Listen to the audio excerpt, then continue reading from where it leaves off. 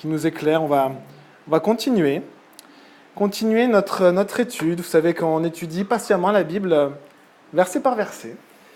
Et on est dans Matthieu. Donc on va prendre Matthieu. On avait étudié ensemble ce passage où Jésus vient et se dirige vers Jérusalem. Et on avait vraiment vu que le ciel et la terre ne pouvaient pas se taire pour Matthieu 21, devant le roi des rois qui vient.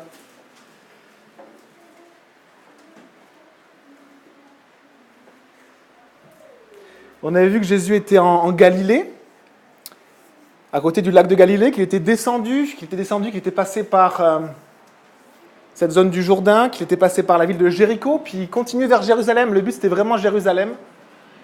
Il est passé par un petit village, Bethphagée. Et dans ce petit village, il a dit à ses disciples, il y a un ânon ici qui attend. Allez le chercher. Et les disciples étaient allés chercher cet âne, là, au milieu de nulle part. On leur avait dit, mais qu'est-ce que vous faites ? Le Seigneur en a besoin.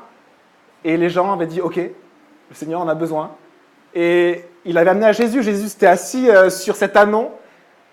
Et toute la foule, une grande foule, le précédait, le suivait. Et tout ce cortège est allé à Jérusalem. Et les gens l'acclamaient. Les gens ont crié, littéralement ont crié. On criait des louanges, personne ne pouvait se taire. Même les ennemis de Jésus, ceux qui ne voulaient pas qu'on l'acclame, ne pouvaient rien dire. Il y avait vraiment ce roi qui venait vers la fille de Sion, comme dit la parole de Dieu, vers Jérusalem, vers son peuple. Et le peuple n'a pas pu se taire.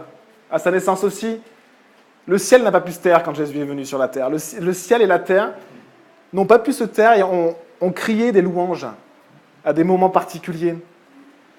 Et au verset 12, Matthieu 21 et au verset 12, on est au lendemain de cette journée incroyable où les gens avaient étendu des branches de palmier, même leurs vêtements. On faisait ça que pour les plus grands, lors des plus grands événements. Et on a fait ça pour Jésus. Et après cet événement vraiment spécial, sur cette dernière semaine à Jérusalem, Jésus revenait le soir dans un petit village qui s'appelait Béthanie pour y dormir, et puis il revenait la journée à Jérusalem. Et puis là, il revient et on lit au verset 12. Jésus entra dans le temple de Dieu. Il chassa tous ceux qui vendaient et qui achetaient dans le temple. Et il renversa les tables des changeurs de monnaie et les sièges des vendeurs de pigeons. Il leur dit, il est écrit, mon temple sera appelé une maison de prière. Littéralement, le mot c'est ma maison. Ma maison sera appelée une maison de prière. Mais vous en avez fait une caverne de voleurs. Quand vous voyez des passages en italique, ça veut dire que ce sont des passages qui sont écrits dans l'Ancien Testament et qui sont cités. Des aveugles et des boiteux s'approchèrent de lui dans le temple et Jésus les guérit. Mais les chefs des prêtres et les spécialistes de la loi furent indignés à la vue des choses merveilleuses qu'il avait faites et des enfants qui criaient dans le temple « Hosanna au fils de David ». Ils lui dirent « Entends-tu ce qu'ils disent ?» « Oui, leur répondit Jésus. N'avez-vous jamais lu ces paroles ? Tu as tiré des louanges de la bouche des enfants et des nourrissons. » Puis, il les laissa et sortit de la ville pour aller à Béthanie où il passa la nuit. Le lendemain matin, en retournant à la ville, il eut faim. Jésus eut faim. Il vit un figuier, verset 19. Il vit un figuier sur le bord du chemin et s'en approcha, mais il n'y trouva que des feuilles. Il lui dit « Que jamais plus tu ne portes de fruits. » Le figuier sécha immédiatement. Prions. Seigneur Jésus, merci pour ta parole. On va passer 2 journées avec toi, le lundi et le mardi. Seigneur, de cette dernière semaine où à la fin tu vas être crucifié. Et Jésus, on s'attend à toi. Saint-Esprit, parle-nous. Applique ta parole à nos cœurs. Cette parole qui est une épée à double tranchant et qui est puissante. Agis dans nos vies, Seigneur. Merci, mon Dieu. Amen.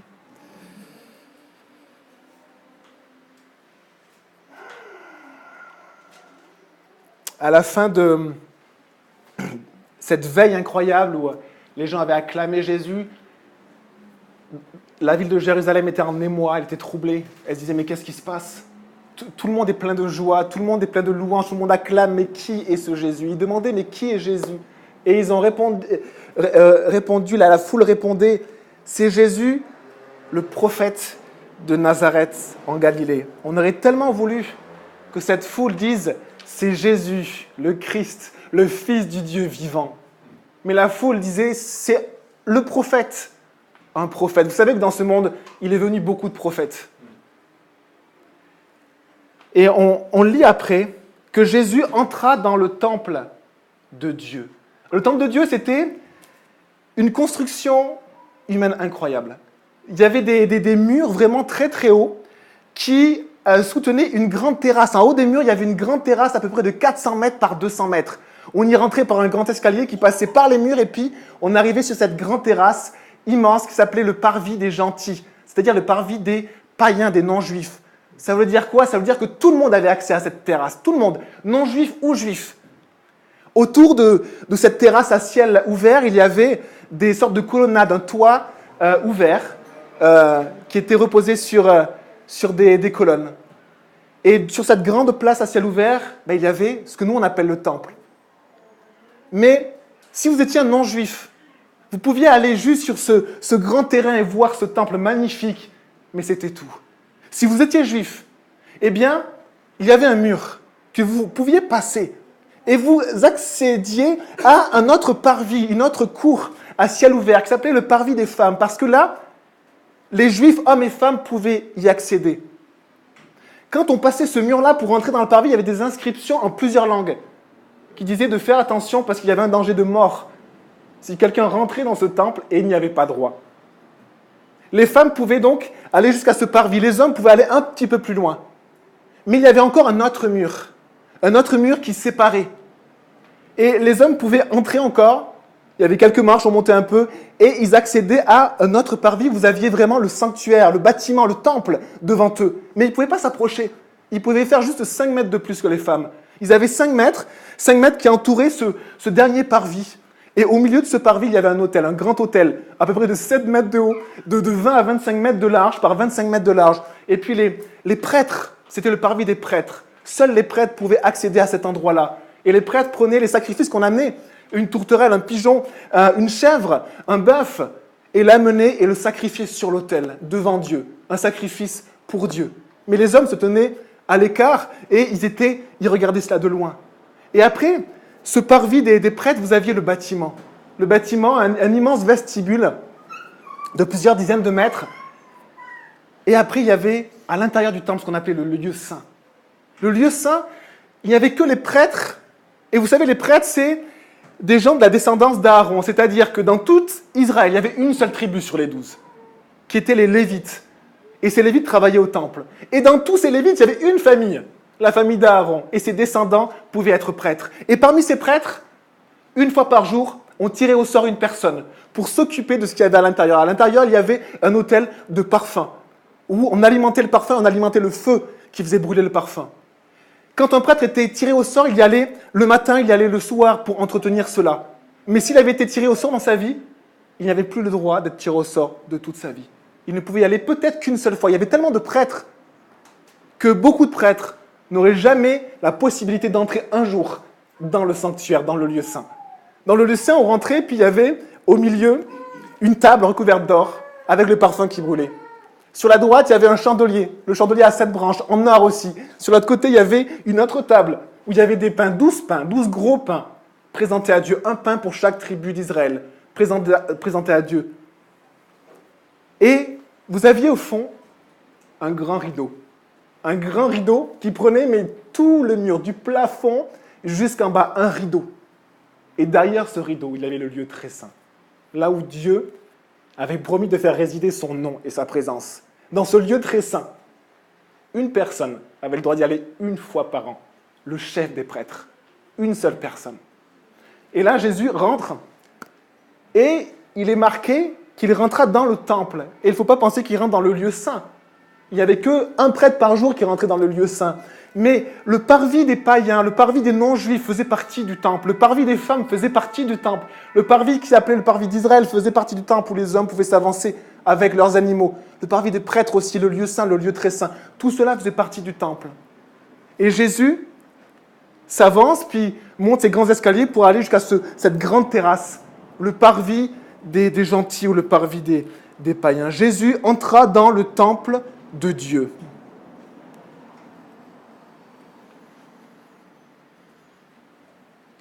Le temple avait été, le premier temple, parce il avait été détruit et puis reconstruit plusieurs fois. Le premier temple avait été construit par le roi Salomon. Le roi Salomon, on lit que quand il a fini la construction du temple qui ressemblait à ce temple-là, on lit, je vous lis ça, 1 Roi 8, verset 10, au moment, donc c'est le moment d'inauguration où ils ont fini toute la construction de ce temple, où Dieu voulait faire résider son nom. 1 Roi 8, verset 10, au moment où les prêtres sortirent du lieu saint, la nuée, le Saint-Esprit, Dieu lui-même, remplit la maison de l'Éternel. Les prêtres ne purent pas y reprendre leur service à cause de la nuée. La gloire de l'Éternel remplissait en effet la maison de l'Éternel. Et après ce moment d'inauguration, le roi Salomon a fait une grande prière, magnifique. Et dans sa prière, il a dit ceci, dans 1 Roi 8, verset 41. « Même l'étranger, celui qui n'est pas issu de ton peuple, d'Israël, viendra d'un pays lointain à cause de ta réputation. » Il parle à Dieu. « En effet, on apprendra que ton nom est grand, ta main forte et ton bras puissant. Quand l'étranger viendra prier dans cette maison, écoute-le du haut du ciel, de l'endroit où tu résides, et accorde-lui tout ce qu'il te demandera. Ainsi, tous les peuples de la terre connaîtront ton nom et te craindront comme le fait Israël, ton peuple, et ils sauront que ton nom est associé à cette maison que j'ai construite. » Donc voilà une description du temple, ce lieu incroyable où Dieu avait voulu faire résider son nom et sa présence. Et regardez un petit peu, Jésus rentre dans le temple. Il rentre sur cette grande terrasse. Et ce qu'il voit, c'est des stands, beaucoup de stands. Des stands où on vend des choses, un grand marché, où on vend les animaux, mais ce sont les animaux pour les sacrifices. Et les prêtres avaient organisé tout ça. Pour offrir un animal à Dieu, il fallait que l'animal soit pur. Au lieu que les Juifs viennent et achètent un animal en ville et l'amènent au temple, eh bien les prêtres avaient trouvé une très bonne solution. Ils avaient mis tout ce qu'il fallait sur le lieu même. Et les Juifs qui venaient, eh bien, n'avaient qu'à acheter. Mais par contre, c'était plus cher. Et il y avait le sceau des sacrificateurs, le sceau des prêtres. C'est-à-dire que les prêtres faisaient payer un sceau qui disait que la bête était pure, était agréée par Dieu. Il y avait aussi ce qu'on appelle des bureaux de change, c'est-à-dire qu'on changeait l'argent. Pourquoi ? Parce qu'il y avait un impôt qu'on appelait l'impôt du temple. Et l'impôt du temple n'était récolté que dans la monnaie du temple, une monnaie particulière. Et donc, tous ceux qui n'avaient pas cette monnaie-là faisaient leur change sur place, avec un très bon pourcentage récupéré par ces bureaux-là. Jésus arrive et il est devant ce marché. Et on imagine qu'un marché avec des milliers et des milliers de personnes qui passent chaque jour, donc avec des milliers de bêtes, donc avec énormément de bruit, avec beaucoup d'odeurs. Et il arrive, et que fait-il ? Regardons la réaction de Jésus. Il chassa tous ceux qui vendaient et qui achetaient dans le temple, et il renversa les tables des changeurs de monnaie et les sièges des vendeurs de pigeons. Quand Jésus entre dans le temple, il arrive sur cette grande terrasse, le parvis des gentils, qui faisait partie du temple. Et dans le temple de Dieu, la parole, on vient de lire, il devait y avoir une partie où les non-juifs pouvaient venir. Il devait y avoir une partie où les femmes pouvaient venir. Il y avait une partie où les hommes pouvaient venir. Dans le temple de Dieu, tout le monde avait le droit de s'approcher. Et Jésus fait un grand ménage et on le voit en colère. On voit Jésus en colère qui chasse, qui renverse. Cette partie, ce parvis des gentils, avait été envahi par des marchés à bestiaux et des bureaux de change. Au lieu d'acheter une bête dans la ville, eh bien, les prêtres avaient fait rentrer ce qu'il fallait pour acheter cela directement sur place avec le sceau des prêtres. On avait dit que le tarif était élevé et les bureaux de change prenaient un grand pourcentage. Et ainsi, le parvis des non-juifs, cet endroit où les non-juifs avaient accès pour prier, pour se recueillir et pour adorer, avait été changé en marché à bestiaux, un marché bruyant et odorant. Et c'était une activité vraiment lucrative. Et c'était vraiment un business. C'était devenu un business dans la maison de Dieu. Est-ce que c'est possible de faire rentrer un business dans la maison de Dieu? L'histoire nous le dit. Et encore maintenant, c'est possible. Mais on se disait, c'est pour le temple. C'est spirituel. On aide les gens. Mais Jésus chasse tous ceux qui vendaient et qui achetaient dans le temple. Tous ceux qui participent à ce trafic. Jésus les chasse. Il renverse les tables des changeurs de monnaie, toutes les pièces qui devaient s'étaler, et les sièges des vendeurs de pigeons. Dans le temple, et Jésus dit, dans ma maison, vous avez fait rentrer un business. Le temple n'est pas l'endroit où on fait de l'argent. La maison de Dieu n'est pas l'endroit où on fait de l'argent. La maison de Dieu n'est pas un endroit où on profite de la piété des gens pour prendre de bonnes commissions sur le changement de monnaie et pour vendre à des prix élevés des animaux pour les sacrifices. Il y a peut-être un enseignement aussi pour nous, parce que aujourd'hui, le temple de Dieu n'est plus ce lieu à Jérusalem. Mais regardez aujourd'hui ce qu'est le temple de Dieu. Dans 1 Corinthiens 3, Paul parle à l'Église. Et voici ce qu'il dit. 1 Corinthiens 3, verset 16. Et il dit ceci.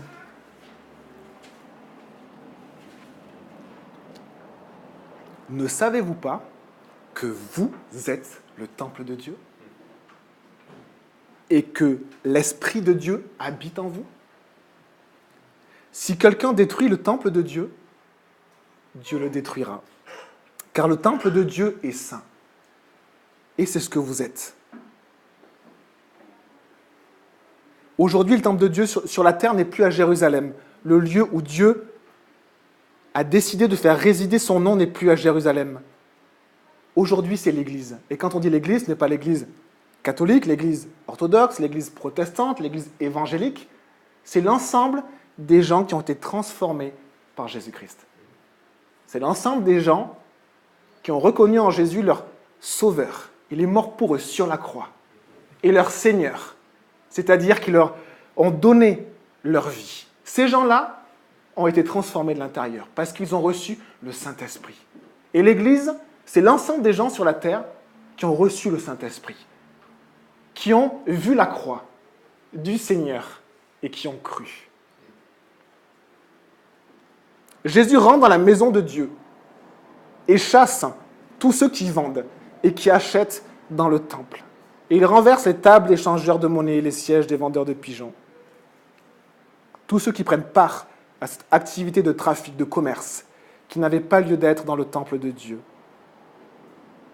Verset 13. Jésus dit ceci.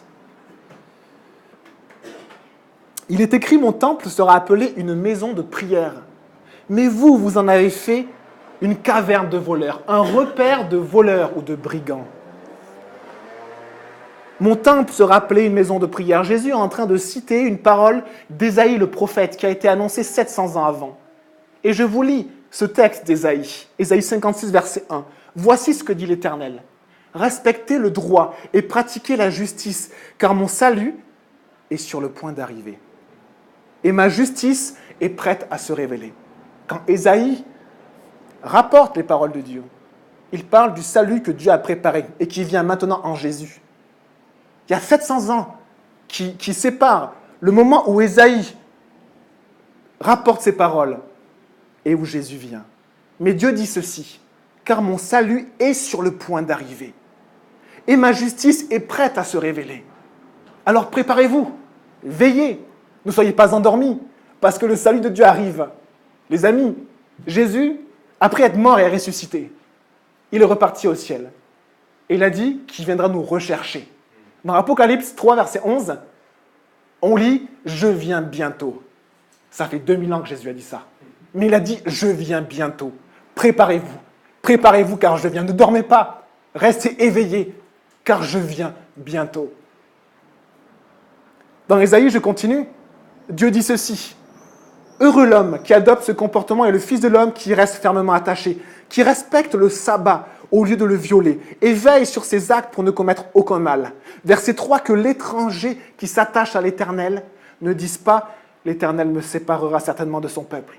Verset 5, je leur donnerai à ces étrangers dans mon temple et à l'intérieur de mes murailles une place et un nom qui vaudront mieux pour eux que des fils et des filles. En effet, je leur donnerai un nom éternel qui ne disparaîtra jamais. Ça valait le coup d'attendre 700 ans pour avoir ce Messie, ce roi qui vient transformer l'histoire de l'humanité. Transformer l'histoire de l'humanité. Ça vaut le coup, mes frères et sœurs, d'attendre le retour de Jésus. Parce que Jésus a transformé le cours de l'humanité. Et notre destination, c'est le ciel.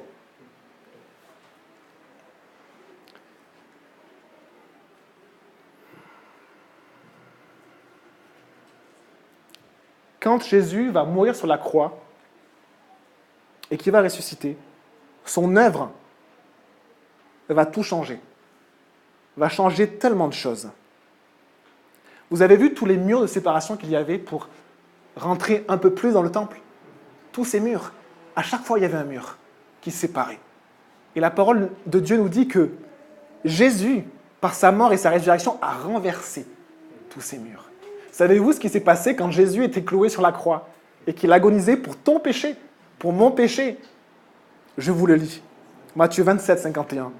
Et voici le voile du temple, cet immense rideau que personne ne pouvait pénétrer. Le voile du temple se déchira en deux, depuis le haut jusqu'en bas. La terre trembla, les rochers se fendirent. Ce qui nous empêchait d'accéder à la présence même de Dieu, c'est-à-dire mon péché, pas le péché du voisin, mais mon péché. Le mal qui est dans mon cœur, ma jalousie, mon orgueil. La croix de Christ l'a déchiré. Et je peux accéder au lieu très saint, là où Dieu réside. Je peux rentrer dans le lieu même de la présence de Dieu. Pourquoi? Parce que Jésus est mort pour toi. Il n'y a aucune autre explication que cela. Parce que Jésus est mort pour toi. Un verset nous dit « Approchons-nous avec assurance du trône. » Approchons-nous avec assurance du trône de la grâce, afin d'obtenir compassion et trouver grâce pour être secourus. La croix de Jésus a battu tous ces murs de séparation. Et nous avons maintenant accès auprès de Dieu, auprès du Père. Je vous donnerai un nom éternel qui ne disparaîtra jamais. Ça vaut le coup d'attendre, même si Jésus revient dans 1000 ans. Et peut-être qu'il revient aujourd'hui. Et je continue ce passage dans Ésaïe. Quant aux étrangers qui s'attacheront à l'Éternel pour lui rendre un culte, donc Ésaïe 56, verset 6, pour aimer son nom, pour être ses serviteurs, tous ceux qui respecteront le sabbat au lieu de le violer, qui resteront attachés à mon alliance, je les amènerai sur ma montagne sainte et je les réjouirai dans ma maison de prière. Leurs holocaustes et leurs sacrifices seront acceptés sur mon autel, car mon temple sera appelé une maison de prière pour tous les peuples. Quand Jésus dit « ma maison sera appelée une maison de prière », il est en train de citer ce passage-là, où il est dit « ma maison sera appelée une maison de prière pour tous les peuples ». Et le parvis des non-juifs fait partie du temple. Et ce que vous avez fait, c'est que vous avez transformé cette partie-là en marché à bestiaux, en commerce pour du trafic lucratif. Et vous gênez l'accès des gens à Dieu. Mes amis, l'Église est capable de faire ça. Elle est capable de gêner l'accès des gens à Dieu. Et c'est grave. Parce que notre Seigneur n'est pas l'argent. Notre Seigneur est Jésus-Christ crucifié. Celui qui est mort pour nous et qui est ressuscité. Pourquoi Jésus réagit-il comme cela? Pourquoi se met-il en colère? Pourquoi Jésus chasse-t-il tous ceux qui commercent dans le temple? Je vous cite au moins 3 raisons. La maison de Dieu, on l'a dit, n'est pas un lieu de trafic et de commerce, mais un lieu de prière. Et les prêtres avaient déformé ce pourquoi le temple avait été construit. Un lieu de prière, un lieu où on s'approche de la face de Dieu. Et on espère que l'Église aujourd'hui, c'est toujours un lieu où on s'approche pour venir près de Dieu. Une deuxième raison, la place où les non-juifs avaient accès avait été remplacée avec ce marché. Le peuple d'Israël gênait ainsi l'accès à Dieu aux étrangers. Et pour Dieu, c'est insupportable. Gêner l'accès de certaines personnes à Dieu, c'est quelque chose d'insupportable pour Dieu. Et une troisième raison, son peuple avait reçu les paroles des prophètes. Et les paroles des prophètes disaient « Mon salut est sur le point d'arriver. Mon salut ne tarde pas. Alors veillez, restez éveillés spirituellement. Et servez le Dieu, l'Éternel. » Et son peuple s'était endormi. Et son peuple, quand il voit le roi des rois descendre, il dit simplement « C'est un prophète. » Il y a eu d'autres prophètes dans l'histoire. On a dit « Waouh, c'est des prophètes, ils font des choses grandes. » Mais aucun prophète n'a fait ce que Jésus a fait. Aucun prophète n'est mort pour le péché du monde. Et aucun prophète n'est ressuscité pour nous donner la vie éternelle. Jésus est venu une première fois, il y a 2000 ans, et on est en train de lire les évangiles, ce moment où il est venu. Mais son peuple ne s'était pas préparé à sa venue. Jésus reviendra, et il a promis. Et quand il reviendra, la question nous pose la parole de Dieu, c'est est-ce que son peuple l'attendra ? Apocalypse 3:11, je viens bientôt. Retiens ferme ce que tu as, afin que personne ne prenne ta couronne. On peut perdre beaucoup de choses. On peut perdre beaucoup de choses de ce que Dieu a prévu pour nous. 1 Thessaloniciens 5, verset 2. Car vous savez bien vous-même que le jour du Seigneur viendra comme un voleur dans la nuit, c'est-à-dire subitement. Personne ne l'attendra forcément. Il n'y aura pas de grand signe avant-coureur qui dira « Jésus va venir dans 2 jours ou dans 1 semaine ». Mais vous, frères et sœurs, vous n'êtes pas dans les ténèbres pour que ce jour vous surprenne comme un voleur. Vous êtes tous des enfants de la lumière et des enfants du jour. Nous ne sommes pas de la nuit ni des ténèbres. Ne dormons donc pas comme les autres, mais veillons et soyons sobres. Ne dormons donc pas comme les autres, mais veillons et soyons sobres. Donc le peuple de Dieu s'était endormi et avait déformé la maison de Dieu. Et Jésus dit, mon temple sera appelé une maison de prière, mais vous, vous en avez fait une caverne de voleurs, un repère de voleurs. Quelqu'un même qui attire les gens qui veulent faire de l'argent. Et les amis, on peut toujours remplir une église. On peut toujours attirer les gens par quelque chose.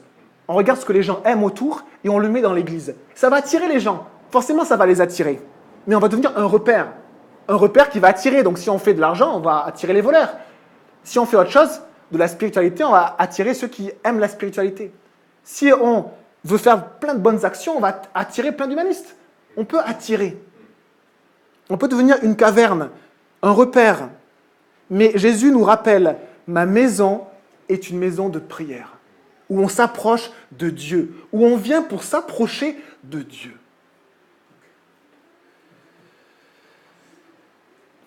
Luc 18, verset 8, Jésus nous dit, « Mais quand le Fils de l'homme viendra, reviendra, trouvera-t-il de la foi sur la terre ?» Quand Jésus dit une caverne de voleurs, il emploie une expression citée par Jérémie.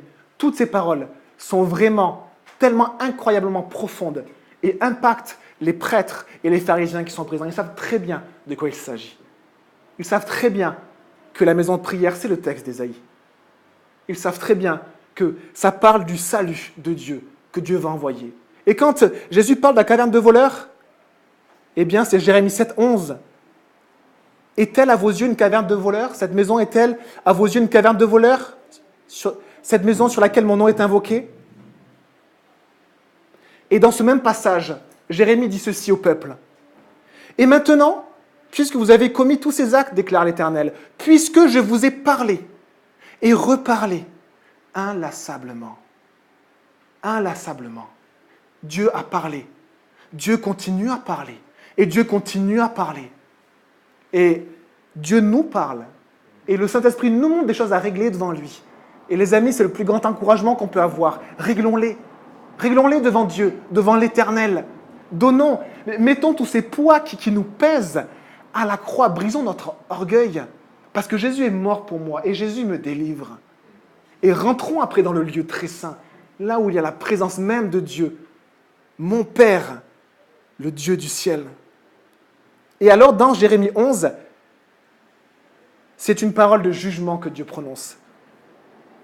Puisque je vous ai parlé et reparlé inlassablement et que vous n'avez pas écouté, puisque je vous ai appelé et que vous n'avez pas répondu, je traiterai le temple auquel mon nom est associé, auquel vous vous fiez, et l'endroit que je vous ai donné à vous et à vos ancêtres, de la même manière que j'ai traité Silo, l'ancien endroit où résidait le nom de Dieu, qui était maintenant détruit, dévasté. Verset 15, « Je vous chasserai loin de moi, comme j'ai chassé tous vos frères, toute la descendance d'Éphraïm. » Tout le royaume du nord qui avait déjà été dévasté.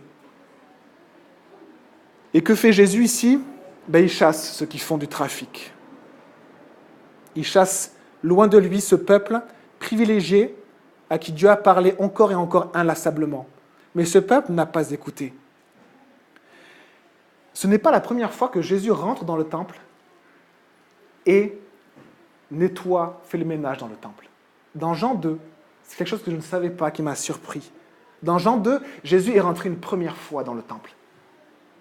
Au milieu de son ministère, peut-être au début de son ministère.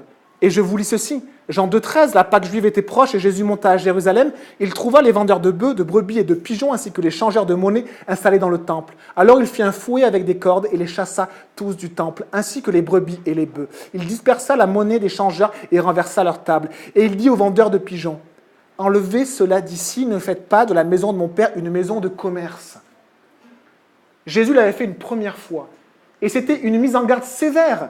« Ne faites pas de la maison de mon Père une maison de commerce. » Et la deuxième fois, il revient, rien n'a changé. Et il nettoie encore le temple. Et il dit, « Vous avez fait de ma maison une caverne de voleurs. » Et il les chasse. Verset 14. Des aveugles et des boiteux s'approchèrent de lui dans le temple et il les guérit. Mais les chefs des prêtres et les spécialistes de la loi furent indignés à la vue des choses merveilleuses qu'il avait faites. Et des enfants qui criaient dans le temple. Hosanna au fils de David. Si vous demandez est-ce qu'on peut crier pour louer Dieu, oui, vous avez le droit de crier pour louer Jésus. Jésus mérite nos louanges et nos cris, et nos acclamations, et nos applaudissements, il mérite tout ça. Et on a le droit d'élever à Jésus des cris. Ils lui dirent, ils étaient choqués, hein. Entends-tu ce qu'ils disent ? Oui, oui, leur répondit Jésus. N'avez-vous jamais lu ces paroles ? Tu as tiré des louanges de la bouche des enfants et des nourrissons. Les aveugles et les boiteux. C'est incroyable parce que les aveugles et les boiteux, c'est une référence qui est très particulière. Les aveugles et les boiteux avaient un accès limité au temple. Comme si une malédiction, un poids de malédiction pesait sur eux. Les hommes aiment bien faire ça, même les chrétiens, et même les hommes de foi. Là, c'est le grand prophète, le grand roi David, qui a mis en place une très mauvaise coutume. Il a été vexé quand il a pris Jérusalem, parce qu'on l'a traité que même les aveugles et les boiteux pourraient le repousser, il a été vexé. Eh bien, il a instauré une mauvaise coutume. 2 Samuel 5, verset 8, « L'aveugle et le boiteux n'entreront pas dans le temple. » C'était une mauvaise coutume, fait pourtant par un homme de Dieu. Qu'est-ce que fait Jésus ? Qu'est-ce que fait Jésus ? Des aveugles et des boiteux s'approchent de lui dans le temple et il les guérit. Jésus rétablit les choses dans la maison de Dieu. Si vous voulez que Jésus rétablisse les choses dans l'Église, il suffit qu'il reprenne la première place. Jésus au centre. Seul Jésus. Pas autre chose que Jésus. Jésus crucifié, qui est mort et ressuscité. Rien d'autre que Jésus qui est mort et qui est ressuscité. Lui seul rétablit les choses dans sa propre maison. L'Église. Ce lieu redevient ce qu'il devait être. Un lieu où l'on vient chercher la face de Dieu, un lieu où l'on vient prier son Dieu, un lieu où l'on vient supplier aussi pour ses péchés et pour ses maladies, comme ces aveugles et ces boiteux qui recherchent la guérison. Mais un lieu aussi où on le loue, où on crie ses louanges, où même les enfants peuvent crier les louanges du Créateur. Ceux à qui on avait limité l'accès. Et là, il y a toute une palette, les non-juifs. Les non-juifs, ce qui était réservé aux non-juifs est un marché à bestiaux. Jésus nettoie tout cela. Les malades, on avait limité leur accès au temple. Jésus les invite dans sa maison et les guérit. Et les enfants ont un plein accès également au temple. Verset 15. Mais les chefs des prêtres et les spécialistes de la loi furent indignés. Au lieu de se mettre à genoux, de pleurer, humiliés, et de dire « Tu es le Messie. Tu es le Fils de Dieu. Moi, je ne suis qu'un homme. Et j'ai péché contre toi. » Au lieu de dire cela, ils veulent faire la morale à Jésus. Ils veulent reprendre Jésus. Ils veulent expliquer à Jésus. Ils voient les miracles de Jésus. Et ils sont indignés. Comment on peut être indigné quand un aveugle ouvre les yeux et voit? Quand un boiteux peut être guéri et marcher? Mais si on a de l'orgueil en nous, c'est possible.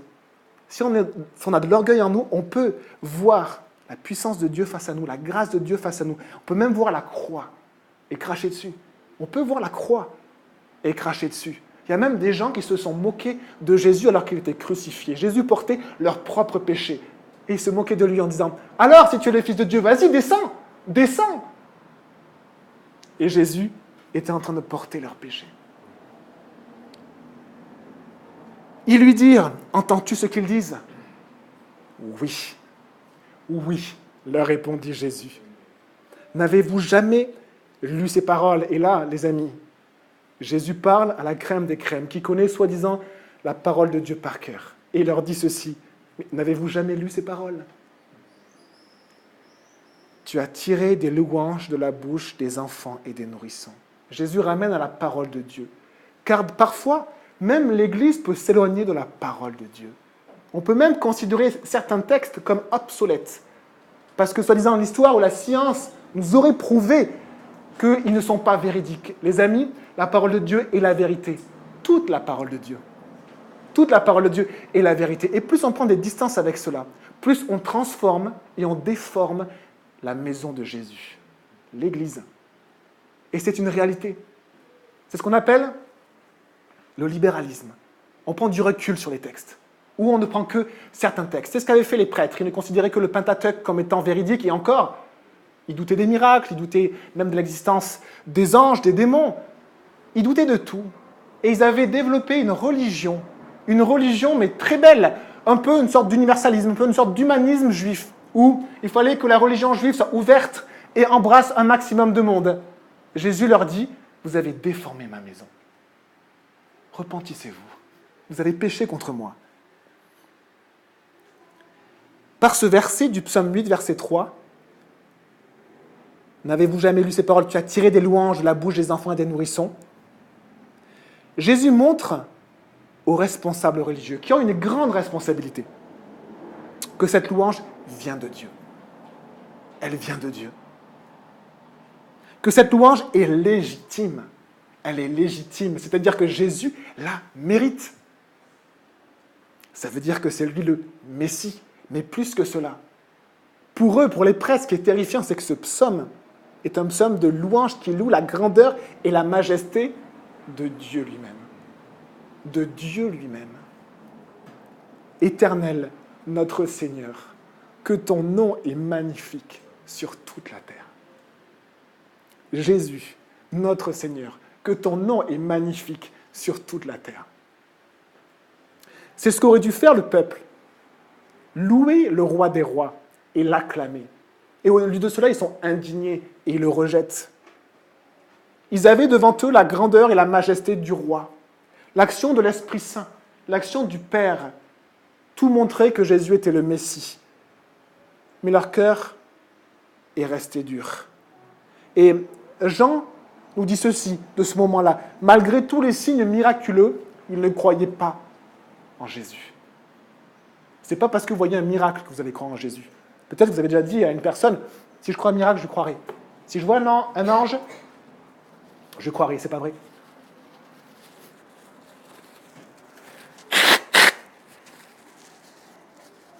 Versets 18 et 19. Le lendemain matin, en retournant à la ville, Jésus eut faim. Il vit un figuier sur le bord du chemin et s'en approcha. Mais il n'y trouva que des feuilles. Il lui dit, « Que jamais plus tu ne portes de fruits. » Le figuier sécha immédiatement. Dans la parole de Dieu, le figuier ou la vigne sont deux images très régulières pour désigner le peuple de Dieu.